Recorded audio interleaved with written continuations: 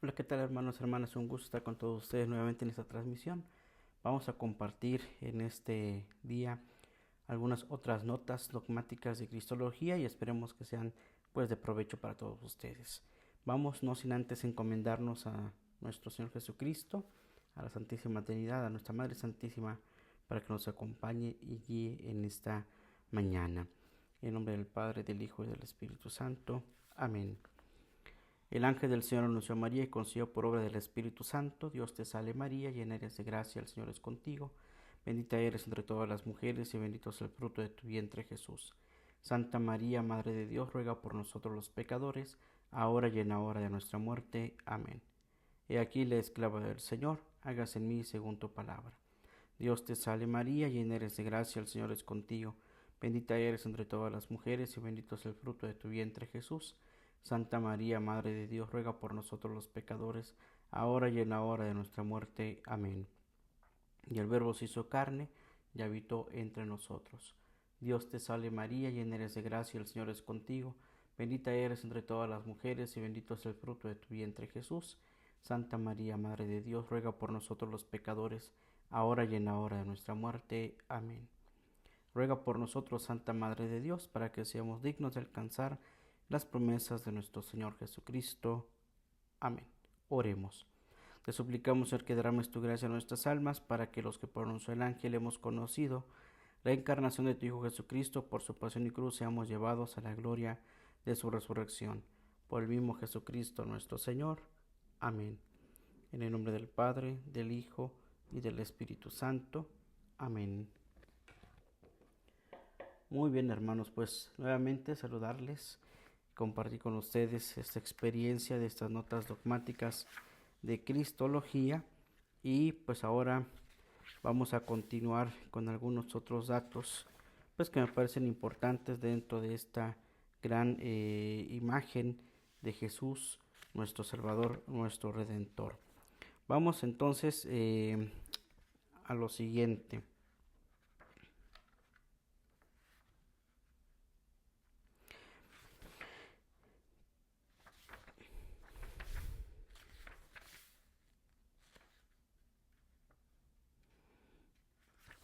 Vamos con tres concepciones básicas de la unidad de la unidad humano-divina de Cristo: la preexistencia, la encarnación y la concepción neumática.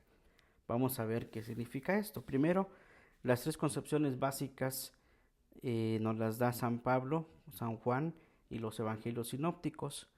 Estos tres grandes obras, las de Pablo, Juan y los sinópticos, testifican cada una de ellas en su propia manera la unidad relacional de la naturaleza humana de Jesús con el Logos e Hijo del Padre Eterno. Y estas concepciones se remontan a la experiencia fundamental de que la revelación de Dios en proexistencia del hombre, Jesús, se fundamenta en una relacionalidad interna en la consumación de la esencia divina. Y esta autorrelacionalidad interna y en el enfrente diagonal de Dios en la relación originaria del Padre y del Hijo aparecen aquí como una mutua referencia, en un mutuo punto de referencia. Acordémonos que dentro de este gran diálogo de Dios, de esta autorrelacionalidad interna, es la Santísima Trinidad. Estamos hablando de la Santísima Trinidad, de ese estar juntos, ¿verdad? Esa relación interna. Y la doctrina cristológica de la preexistencia, que es la primera de las tres concepciones, y aún con ella también la de la encarnación y la de la fe en Jesús, fue concebido por obra del Espíritu Santo, no dice otra cosa del hombre y el profeta Jesús de Nazaret, sino de aquel ser y estar aquí para nosotros, para Dios, presente en Dios, en Yahvé, desde la eternidad. Por eso el Evangelio de San Juan, cuando dice Logos, eh, era la palabra, es la palabra y será la palabra, siempre es así. También nosotros lo hacemos referencia en la Semana Santa, por ejemplo, en la bendición, consagración del Cirio Pascual, conocimos a Él sea la eternidad y la gloria por los siglos de los siglos. Amén. Él es el alfa y el omega, el principio y el fin. ¿Verdad? En Él se engloba todo. ¿Verdad? Entonces, en esta relacionalidad interna, está presente el ser y estar aquí para con Dios, para con el hombre. Pero como ese Jesús de Nazaret no fue una marioneta, puesto que ya dijimos y comentamos que hay pensamientos y hay algunas herejías que hablan de que somos una marioneta, que el mismo Jesús, hombre, simplemente era un hombre y que Dios lo tomó y que metió ahí en ese hombre el espíritu de Jesús, ¿no? Entonces no es en ese sentido, no es así, ¿verdad? De tal manera que no vienen ni somos marionetas, ni nadie es marioneta, ¿no? Pero precisamente Jesús de Nazaret no fue una marioneta de Dios, sino una persona histórica, real y concreta. Y es preciso entender trinitariamente la revelación definitiva de Yahvé en Jesús. Entonces, esta doctrina, pues nos las presenta el Testamento, la doctrina paleotestamentaria de la sabiduría, ha contribuido decididamente como modelo lingüístico a articular como doctrina de la preexistencia el ser ahí para de Yahvé definitiva y personalmente revelado en Jesús. Ese estar ahí para es Dios mismo, ¿verdad? Que está en la persona de Jesús, ¿verdad? Revelado en la persona de Jesús. Y la sabiduría es en efecto la inclinación existente desde la eternidad de Dios al mundo, plantó su tienda en Israel y de forma definitiva en Jesús de Nazaret. Y en su presencia definitiva en Jesús de Nazaret reveló su carácter personal, ¿verdad? La personalidad del Padre. ¿Cómo es el Padre? ¿Qué es el Padre? ¿Y para qué es el Padre? ¿No? Bien, por eso nosotros al hacer nuestra oración en la Santa Misa, cuando decimos como Cristo nos enseñó, hagamos esta oración, siempre va dirigida al Padre. Todas las oraciones van dirigidas al Padre Eterno. Bien, vamos con qué significa la preexistencia del Hijo. ¿Qué significa esto? ¿No? Bien, la preexistencia no significa el modo de ser celeste del hombre Jesús, ¿verdad? Como un ser celestial, un hombre así con luces que viene, ¿no? No significa eso. Ni la existencia antecedente de su alma antes de su concepción y nacimiento como hombre. Tampoco no es que estuviera por ahí ya el alma de Jesús, el espíritu de Jesús, por ahí ya esperando antes de que concibiera María en su seno o en el nacimiento del hombre. No es un alma revoloteando, no. Tampoco significa la preexistencia ideal del mediador salvífico en las ideas eternas de Dios. Entonces esto quiere decir que Jesús la preexistencia del Hijo no es tampoco una idea que tenía Dios por ahí en el vago mundo de la omnipotencia, omnisciencia de Dios por allá, no es una idea. ¿Sí? No se le puede poner tampoco en la misma línea que el modo de ser de la existencia terrestre. Tampoco puede ser en la idea de la existencia humana o como se procrea un hijo en la humanidad, ¿no? Esta existencia se refiere a la exaltación del hombre Jesús a la derecha del Padre. La preexistencia es un enunciado que se refiere a la divinidad del Logos, Hijo, la subsistencia relacional del Hijo y del Hijo del Padre eterno. Se presenta como la portadora de la naturaleza humana de Jesús, asumida en el tiempo y en la historia. Es decir, la palabra eterna del Padre se hace presente, ¿verdad? En el Logos, en la divinidad de la palabra, Logos, ¿verdad? Y toma, ¿verdad? Asume, dice, en el tiempo y en la historia, la naturaleza humana. O sea, lo divino asume la naturaleza humana. Y a su vez la humanidad es la receptora precisamente de esa humanidad. Jesús y la sabiduría preexistente. Ya en San Pablo aparece una interpretación de la unidad de Jesús con Dios en el sentido de una identificación de la sabiduría divina con Jesús. San Pablo identifica la sabiduría con Jesús. Y también en la fuente de la logia y en los sinópticos se descubren alusiones que insinúan esta identificación, como Marcos 6.2, Mateo 11.19, Lucas 2.40, entre otros, ¿no? Entonces ya también entre el logo, las palabras y los sinópticos, ya también hay alusión a esa identificación de Jesús con la sabiduría de Dios. Ahora, el Antiguo Testamento proporciona el trasfondo para una cristología, Sofía o una cristología de la encarnación, cuando habla de una especie de encarnación de la sabiduría identificada con Dios, como dice Proverbios 8:31, sabiduría 9:10, Baruch 3:8, la sabiduría se ha hecho una casa, ¿verdad? Así dice estos textos, ¿no? Se ha edificado un lugar para que habite esa palabra, ¿no? Y la sabiduría pues apareció en la tierra, conversó con los hombres, Juan 1:14, ¿verdad? Vino a los suyos y los suyos no le hicieron caso. O sea, vino a hablar, vino a conversar, vino a estar la sabiduría con nosotros y no lo quisimos o no lo quisieron, ¿verdad? Ahora, la preexistencia del Hijo en Pablo. Pablo expresa también la unidad de Cristo con Dios cuando aplica en sentido posesivo el predicado Hijo de Dios. Perdón, el Hijo a Dios. Y aparece así la fórmula básica: Dios y su Hijo. Romanos 1:3, Corintios 1:9, Gálatas 1:6, 16, Efesios 1:6, Colosenses 1:13, Segunda de Pedro 1:17. Dios no es aquí un concepto general superior bajo el que incluyan las personas divinas, sino que se identifica relacionalmente con ellas. Entonces la palabra se identifica con el Padre. El Padre posee su ser divino solo en relación al Hijo.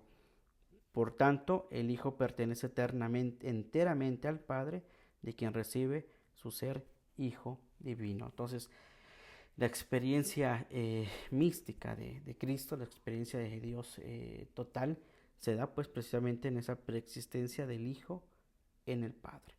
Ahora, el Padre, dice el mismo San Pablo, no escatimó en nada a su Hijo. El Padre no escatimó para conseguir nuestra salvación, entregar a su propio Hijo, no escatimó en nada, ¿verdad? Lo entregó totalmente, Romanos 8:32. De modo que en la humanidad del Hijo se ha revelado la esencia y la actividad de Dios con amor, Romanos 8:39. Y la relación filial del Padre es el origen de la misión del Hijo bajo la forma de carne, 8:3. Por eso dicen los cánticos de San Pablo que que tomó la condición humana, ¿verdad? Bajó, tomó, se hizo, se anonadó, tomando la condición de la carne, ¿sí? Y la revelación de su Hijo, Galatas 1:1, 2:20, es el origen y el centro permanente. Y entonces en Jesús pueden todos, en virtud del don y de la gracia del Espíritu, participar de la esencia y de la imagen de su Hijo. Entonces, ya es la proyección de esa preexistencia intradivina, ya la vemos también reflejada en nosotros, porque participamos de la esencia y de la imagen del Hijo de Dios, el Hijo en el Padre. Por eso también somos hijos en el Hijo, ¿verdad? Hijos del Padre. Bien, cuando dice Gálatas 4:6, cuando vino la plenitud de los tiempos, Dios envió a su Hijo nacido de mujer a fin de que recibiéramos la adopción filial. Y prueba de que son hijos es que Dios envió a nuestros corazones el espíritu de su Hijo que clama Abba, es decir, Padre. Entonces hablamos de ese Abba al Padre. Bien, la denominación directa de Jesús como Dios. De lo que hasta ahora se ha dicho, se desprende claramente que o Theos, en griego, Joteos, designa la persona del Padre. Es decir, de ahí solo es muy raras ocasiones se llame Dios al Hijo para evitar una mezcla o confusión entre ambos. Fíjense que esto también es interesante porque el nombre de Dios a veces lo confundimos y lo mezclamos, ¿verdad?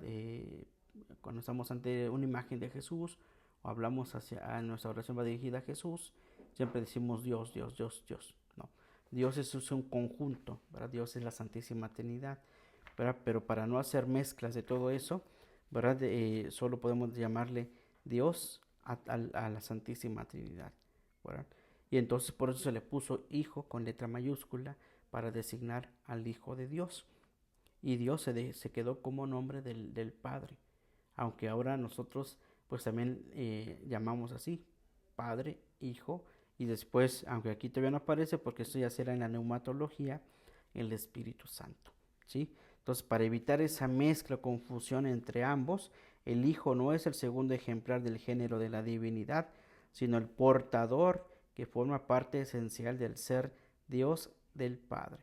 Por eso decimos, ¿no? La segunda persona, la Santísima Trinidad es el Hijo, pero no es un segundo ejemplar de Dios, es el Hijo de Dios. Y el Espíritu Santo tampoco es un ejemplar de ambos, del Padre y del Hijo, sino esa tercera persona de la Santísima Trinidad también es esencia, parte de Dios, ¿no? El ser de Dios. Entonces, el Hijo no es el segundo ejemplar del género divinidad, sino el portador que forma parte esencial del ser Dios del Padre, de la relacionalidad de Dios, ¿verdad? Entonces hay una relacionalidad con Dios. Y la denominación de Dios implica al Hijo en tan solo una expresión diferente para referirse al Hijo del Padre que forma parte de la esencia de Dios. Entonces, en ese sentido, estamos ya en una realidad, ¿verdad? Donde denominación de Dios aplicada al Hijo es tan solo una expresión diferente para referirse al Hijo del Padre que es parte de la esencia de Dios, ¿verdad? Entonces, a veces decimos así, ¿no? Dios Padre, Dios Hijo, Dios Espíritu Santo. Por ejemplo, hay una confusión y casi siempre lo escuchamos en muchos, ¿no? Gloria al Padre, gloria al Hijo, gloria al Espíritu Santo, ¿verdad? Y no es así. El gloria normal, el que debemos de saber o el que tenemos que decir correctamente es gloria al Padre, al Hijo y al Espíritu Santo, ¿verdad? ¿Por qué? Porque no hay tres glorias, no son tres ejemplares del género Dios, ¿no? No es un Dios Padre, primer género, segundo género el Hijo, tercero género el Espíritu Santo. No hay tres glorias, es una gloria para los tres, ¿verdad? Y los tres forman la unidad en el Padre, en el Hijo y en el Espíritu Santo, en la esencia de Dios. Y tienen nombre, Dios Padre, el Hijo y el Espíritu Santo, ¿verdad? Ya después de ahí ya le podemos poner ahora sí, después de identificarlos bien, Dios Padre, Dios Hijo, Dios Espíritu Santo, que no deberíamos tampoco de decir, porque si no sería una confusión decir que hay tres dioses, ¿no? Tres dioses, el Padre, el Hijo, el Dios Hijo y el Espíritu Santo, no. Los tres forman un solo Dios. Por eso se debe decir correctamente gloria al Padre, al Hijo y al Espíritu Santo. Y cuando nosotros invocamos el nombre de Dios, decimos en el nombre del Padre, del Hijo y del Espíritu Santo. A mí me enseñaron a decir en algún momento, vamos a invocar el nombre del Señor, vamos a invocar el nombre de Dios, ¿verdad? ¿Y cuál es el nombre de Dios? Decía el Padre, nos daba clase en aquel entonces, el nombre de Dios es Padre, Hijo y Espíritu Santo. No es tres dioses diferentes, ¿no? Bueno, y así es la preexistencia del Hijo, ¿verdad? El Hijo existe, ¿verdad? Está, es esencia de Dios, ¿verdad? Y asimismo, entonces, el himno de alabanza puede a Pablo hablar perfectamente de Jesucristo como el que está por encima de todo. Dios bendito para siempre, Romanos 9:5. Y los cristianos podemos aguardar la aparición gloriosa del gran Dios y Salvador, nuestro Señor Jesucristo, Tito 2:13, 2 de Pedro 1:1. Y asimismo el apóstol Tomás puede dirigirse al Señor resucitado con aquel Señor mío y Dios mío, Juan 20:28.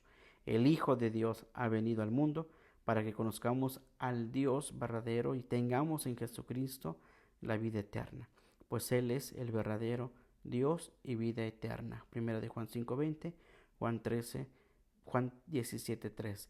Y aquí podríamos agregar unas palabras también de Nican Mupowa, el verdadero Dios por quien se vive, ¿verdad?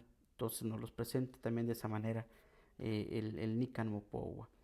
Bien, vamos con la segunda concepción básica de la unidad humano-divina de Cristo, la encarnación del Logos. Algunos, ¿verdad? Pocos decenios después de Pablo, en el Evangelio de San Juan se identifica el Hijo de Dios preexistente con la sabiduría y con la palabra de Dios. El concepto de Sofía es sustituido por el de la palabra Logos, es decir, la sabiduría que en la preexistencia se había hablado, la sabiduría se ha hecho su casa. Aquí se ha sustituido la Sofía, la sabiduría, por la palabra Logos, Logos de Dios, la palabra de Dios. Pero el marco de referencia no es el concepto de Logos de la filosofía helenista, no es el Logos como un pensamiento, no un conocimiento o un lenguaje, no, sino que se traduce, ¿verdad?, en la existencia de una razón divina que penetra la totalidad del universo. Por eso el concepto de Juan de Logos empalma con la idea paleotestamentaria de la palabra poderosa Dabar, Dabar de Dios, palabra de Dios.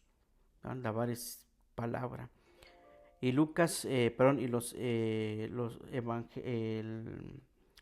los textos de los 70, que son la traducción de los 70, una Biblia que se tradujo, la primera Biblia que se tradujo, la Biblia de los 70, traducen este concepto clave de la palabra de Dios por logos. Entonces ese dabar en hebreo pasa a ser en griego logos. Y este término designa en los inicios de la formación del lenguaje cristiano el evangelio o anuncio del reino de Jesucristo, llevado a su plenitud en su destino de muerte y resurrección. Lucas 1:2.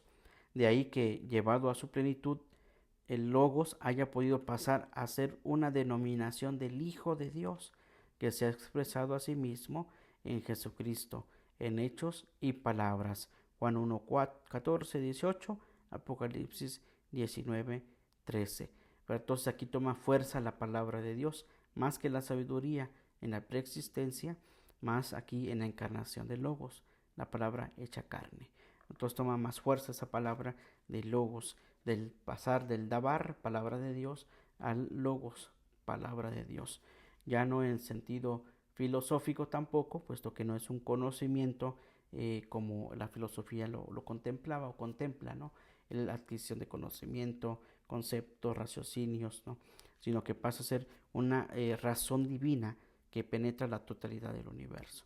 Entonces entra así la palabra de Dios. Y es por tanto, dice algunos teólogos, es por tanto absolutamente seguro que el prólogo del Evangelio de Juan no se deriva de fuentes gnósticas, ¿verdad?, como dijimos la vez pasada, sino que se inserta en el contexto de la tradición intracristiana judía. Las afirmaciones cristológicas más señaladas del cuarto Evangelio, como 1:1, capítulo 1, versículo 1, y la palabra estaba junto a Dios y la palabra era Dios, o 10:30, que dice el Padre y yo somos una sola cosa, marcan el objetivo y la consumación de la cristología neotestamentaria. Entonces, de tal manera que tanto la palabra estaba junto a Dios y la palabra era Dios, como el Padre y yo somos una sola cosa, ¿no? Es un pasaje muy bello del Evangelio de San Juan, capítulo 10, donde también le dice a los judíos y a sus apóstoles, mi Padre y yo trabajamos todos los días, ¿no? Y mi Padre y yo somos una sola cosa. Esto está hablando ya de esa encarnación de la palabra de Dios. Solo es posible entonces salvar la infinita distancia entre Dios y el hombre si el mismo Dios asume en su palabra eterna y en su Hijo la existencia humana y se hace carne, ¿verdad? Aquello que era la distancia entre Dios y el hombre, pues es asumida ahora por la palabra eterna. Y para que esté más cerca, o definitivamente está cerca de nosotros, asume la existencia humana y se hace carne, ¿verdad?, el hombre. Y ya San Pablo también habla de una venida del Hijo de Dios bajo la figura condición de la carne, Romanos 8:3.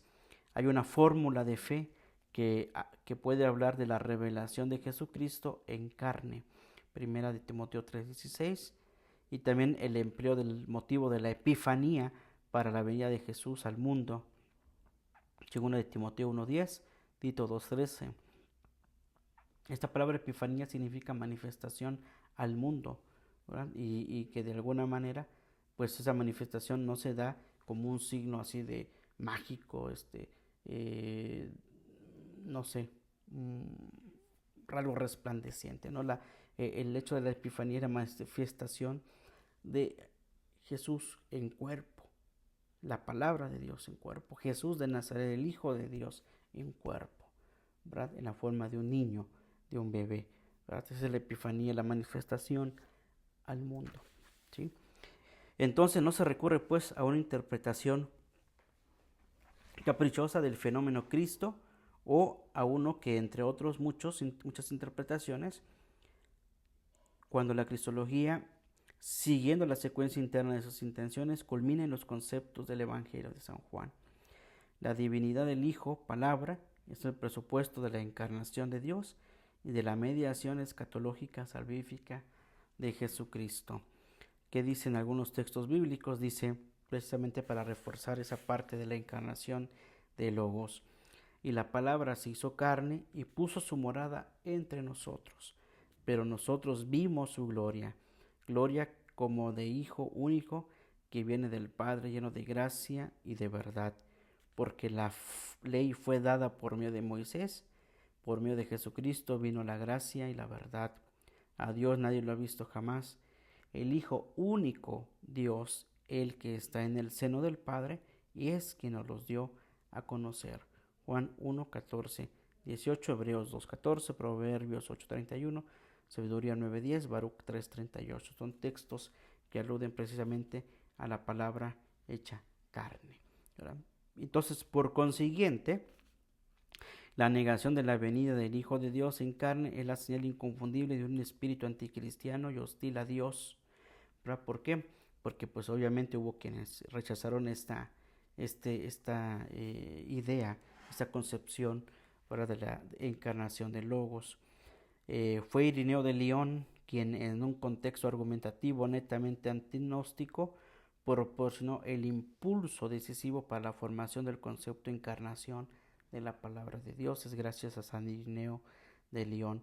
Y para evitar la errónea interpretación del concepto carne, perfectamente posible en la antropología dicotómica del helenismo, o sea, del pensamiento filosófico, a partir del siglo IV se habló de una humanización de Dios. O sea, para quitar el tema de la carne, que era un término más filosófico, términos de pensamiento carnal, ¿verdad? Del hombre, se opta por el concepto de encarnación de la palabra en el tema de la humanización de Dios. Dios se hace hombre. Por eso les decía la vez pasada también que hay unas Biblias amarillas que ya no sé si todavía se editen, que así se llamaban: Dios llega al hombre, ¿verdad? Y de esa manera este concepto de la encarnación ya queda desde el siglo IV en adelante, la humanización de Dios. Ahora, del mismo modo que los conceptos de Padre, Hijo y Espíritu Santo deben utilizarse en sentido análogo, así también deben de entenderse las denominaciones con que se designan las relaciones de Dios el origen en Dios, para engendrar, nacer, proceder y expirar. Y estos cuatro verbos serán tema de discusión más adelante también, ¿verdad? Ya cuando, se van a discutir en las herejías, en los concilios y en los grandes cismas de la Iglesia que tuvo a los inicios de la solidificación de la teología. Bien, y el Hijo es el unigénito del Padre, Juan 1:14, o es engendrado por Dios, 1 de Juan 5:18, y el concepto engendrar se refiere aquí a la divinidad del Hijo, ¿verdad? El concepto de engendrar se refiere a la divinidad del Hijo. Y la naturaleza humana de Jesús no es engendrada por el Padre en sentido biológico sexual, ¿verdad? La humanidad de la naturaleza humana de Jesús no se da por el hecho de que el Padre haya tenido un sentido biológico sexual, sino se da por la misma naturaleza humana de Jesús. Esta naturaleza llega a la existencia mediante el acto de la encarnación, es decir, aquí ya entra el tema de la carne, ¿no? En este caso, de la Virgen María. La expresión del Salmo sobre la generación del Hijo de Dios mesiánico es aplicada en el Nuevo Testamento a la resurrección y entronización pública del Mesías, pero no al origen de la vida del hombre Jesús en la Virgen María por obra del Espíritu Santo. Salmo 2:7, Hechos 13:33, Hebreos 5:5, se establece una referencia al Salmo 2:7 a la procesión intradivina del Hijo. Ahora, prácticamente no es que el Padre haya tenido relaciones con la Madre, ¿no?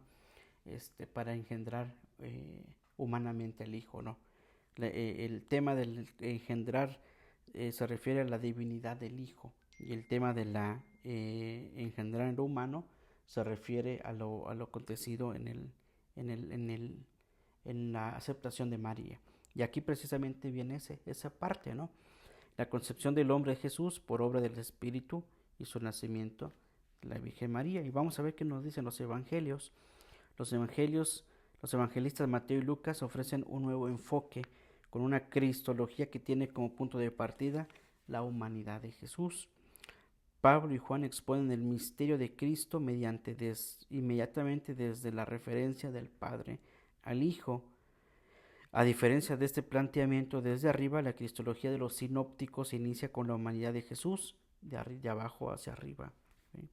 Se describe este estilo narrativo, la historia de Jesús, solo de manera indirecta e implícita se deduce que a partir de sus obras y de su poder divino, la íntima conexión de su persona con Dios. Hay dos tipos de visiones, la visión de arriba abajo, de lo divino a lo humano, y la otra visión es de lo humano a lo divino. Entonces aquí nos está presentando eso que en la primera parte vimos era el abajamiento, ¿no? Entonces ahora es llevado, ¿no? Por eso la ascensión del Señor es llevar. ¿Qué lleva Jesús? Lleva algo al Padre, obviamente. Bien, entonces, en la cristología desde arriba no aparece directamente en el campo de visión y reflexión la pregunta de tanta importancia cristológica sobre los presupuestos necesarios para que pueda existir una naturaleza humana en conexión tan inmediata con la palabra de Dios. Entonces, en la cristología desde arriba no aparece no aparece porque no lo vemos, pero se dice, ¿verdad?, de esa conexión inmediata del Padre con la palabra de Dios, el Padre eterno, su Hijo eterno, ¿no?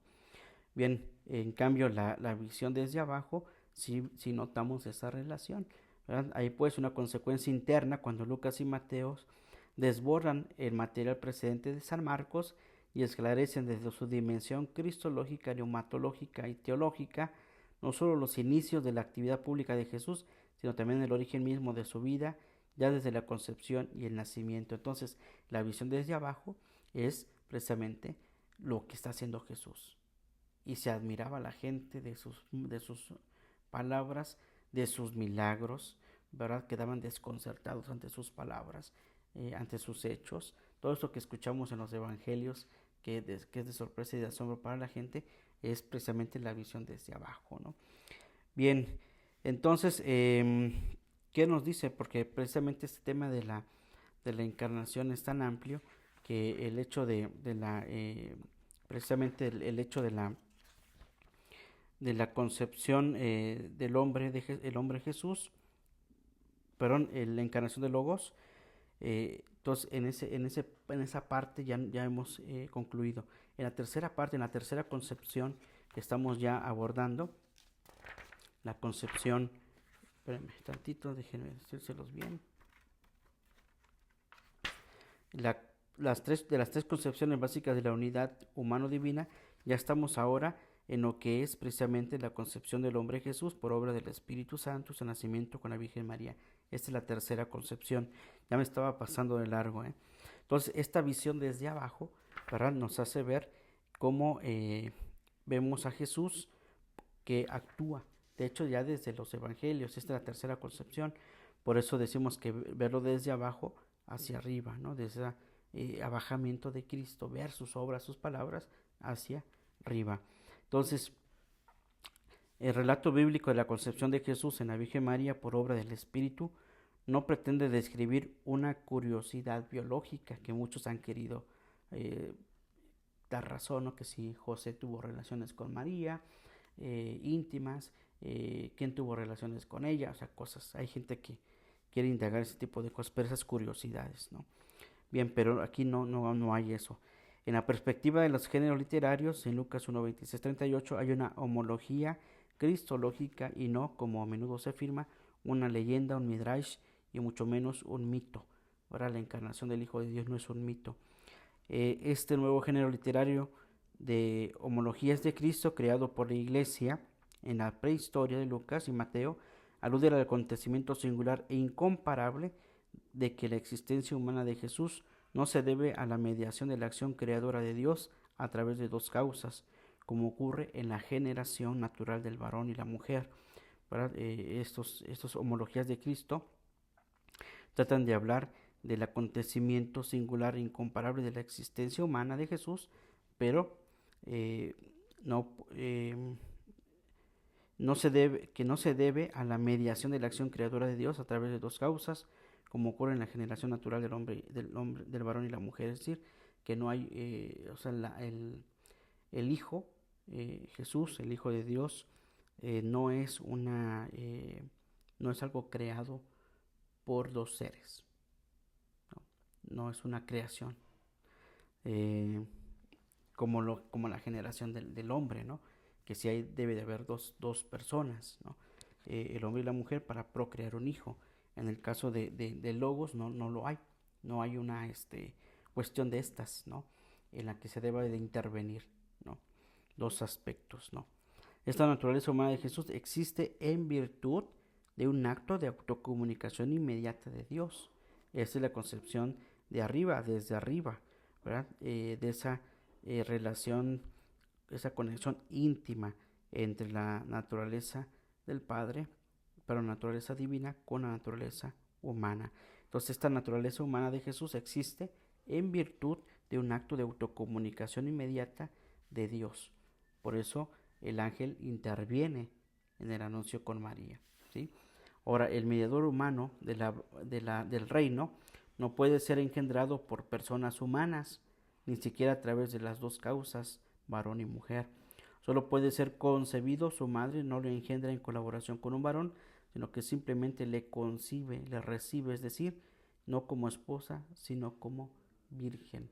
Entonces, lo que hace María, su acción, su actuar es solamente de concebir, no como esposa y no como esposa, no como con relaciones íntimas, sino simplemente como virgen que concibe, recibe, ¿verdad? El don del Espíritu Santo. Bien. Entonces, y el acento principal del relato confesión del nacimiento recae en el enunciado sobre Jesús. Él es Immanuel, Mateo 1:23, recibe el trono de David, el reino de David, Lucas 1:32. El reino de Dios que está llamado a proclamar no tendrá fin, Lucas 1:33. Salvará al pueblo de sus pecados, Mateo 1:21. En él ha visitado a su pueblo, el Dios de Israel le ha traído el rescate y ha suscitado una fuerza salvadora en la casa de David, su siervo, Lucas 1:68. Él es el Salvador, el Mesías, el Señor, Lucas 2:11. Su nombre es Jesús, Yahvé salva, Mateo 1:21, Salmo 1:30, versículo 8. Perdón, Salmo 130, versículo 8. Él es la salvación de los pueblos y luz de las naciones, gloria divina y del pueblo de Yahvé, Lucas 3:29, 32. Y aquí está el acento confesional, el sensus fidei de las tres, ¿verdad? Tanto la preexistencia de Jesús, como la encarnación de Logos, como la concepción del hombre Jesús por obra del Espíritu y su nacimiento de la Virgen María. En los tres se engloba el sensus fidei.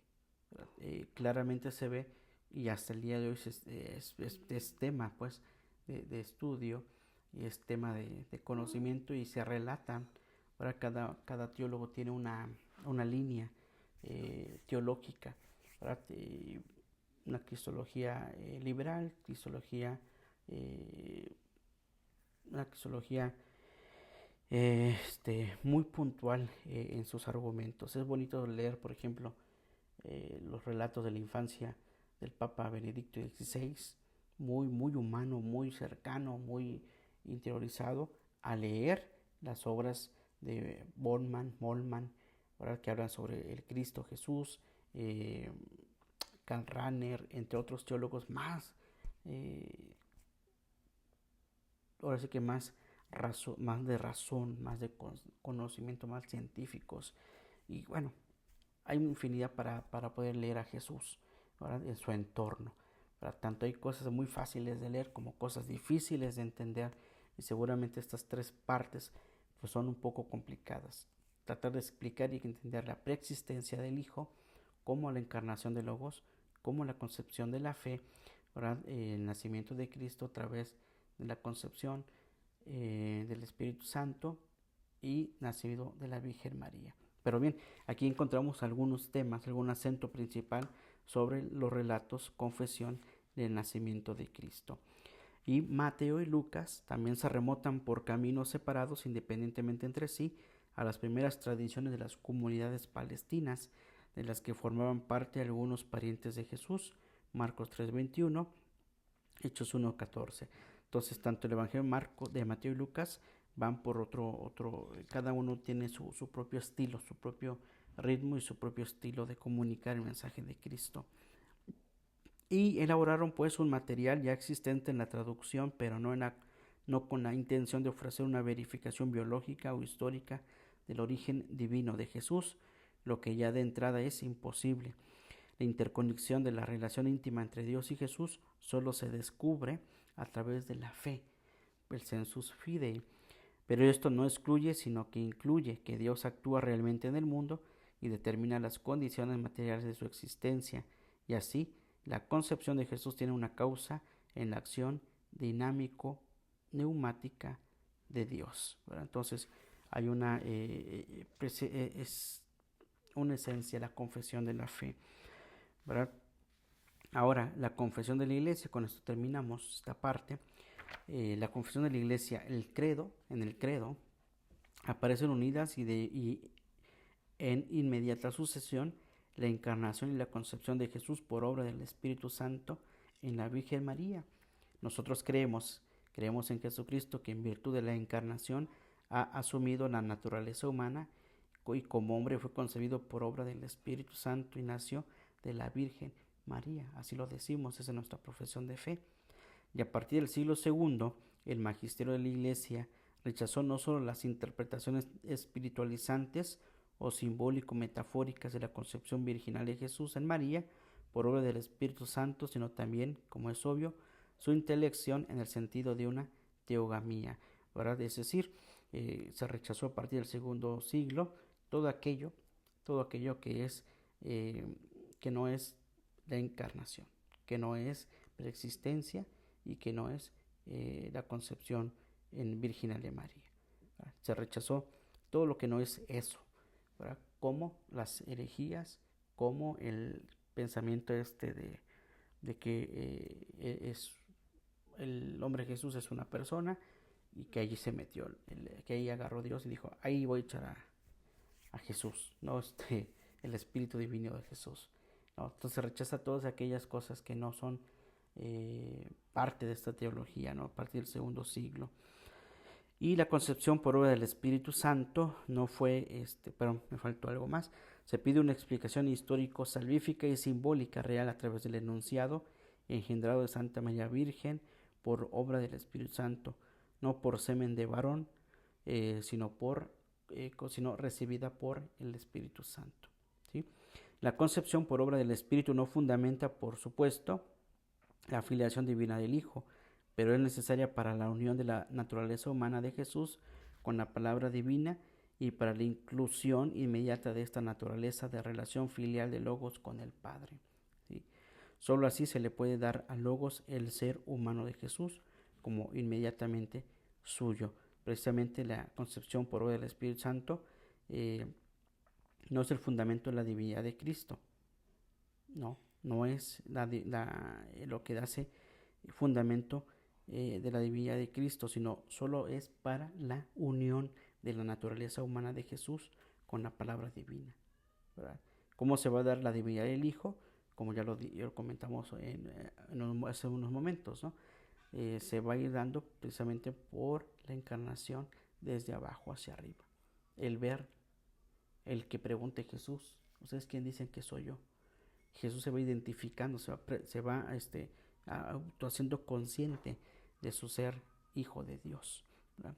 Solo así se le puede dar a Logos el ser humano de Jesús como inmediatamente suyo. De ahí que el concilio de Éfeso pudiera describir de tal modo la unidad de sujeto de Jesús que llama a María Madre de Dios.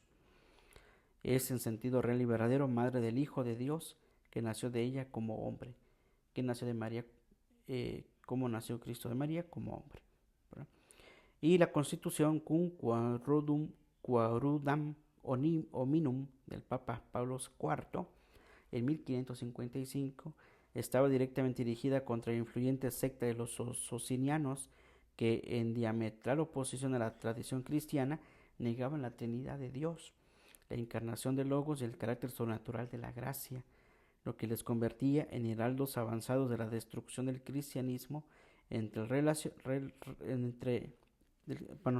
la destrucción del cristianismo en el racionalismo y en la crítica de la religión. Según este documento, abandona la fe católica quien afirme, fíjense, abandona la fe católica quien afirme que nuestro Señor no es Dios verdadero, de la misma sustancia en todo que el Padre y el Espíritu Santo, o que en el mismo no fue concebido según la carne, en el vientre de la Beatísima y siempre Virgen María, por obra del Espíritu Santo, sino como los demás hombres del semen de José. Quien piense así, que Dios, que nuestro Señor no es verdadero Dios y todo lo demás, y piense que ha sido engendrado por semen de José, como todos los demás hombres, está abandonando la fe católica. Muy interesante, yo creo que todo esto que hemos comentado es muy interesante y quisiera uno abordar todos los contextos precisamente de esta fe, ¿no? De esta cristología que, vuelvo a repetir, si uno quisiera estudiarlas, tendría que argumentarlas todas completamente desde el principio hasta el fin. Qué difícil es, pero algo nos puede ayudar. Bien, pues con esto terminamos, hermanos. Primeramente Dios, nos veremos el próximo viernes y estamos por terminar ya nuestras notas dogmáticas. Solo nos quedarían 2 momentos este viernes y el próximo miércoles, con la gracia de Dios, y con esto terminamos estos puntos que, si uno quisiera abordar más, hay mucho que abordar, pero bueno, comentamos solamente algunas notas dogmáticas de cristología. Vamos a terminar con la oración ahora, pidiendo la pronta beatificación de la venerable Edel Quinn. Padre eterno, te doy gracias por el don que concediste a tu sierva Edel Quinn, de esforzarse por vivir siempre en el gozo de tu presencia, por la radiante caridad infundida en su corazón por el Espíritu Santo y por la fortaleza que sacó del pan de vida para trabajar hasta la muerte por la gloria de tu nombre, en dependencia amorosa de María, Madre de la Iglesia. Confiando, Padre misericordioso, en que su vida te fue agradable, te pido me concedas por su intercesión el favor especial que ahora te imploro, la paz del mundo y el aumento de nuestros presidium, y les des a conocer con milagros la gloria que ella goza en el cielo, para que también sea glorificada por la Iglesia en la tierra. Por Cristo nuestro Señor. Amén. El Señor esté con ustedes y con tu espíritu. La bendición de Dios Todopoderoso, Padre, Hijo y Espíritu Santo, descienda sobre ustedes y permanezca para siempre. Amén. A Jesús por María. Ave María. Secula seculorum. Amén. Que pasen pues un excelente día. Que Dios les bendiga a todos. Saludos y bendiciones.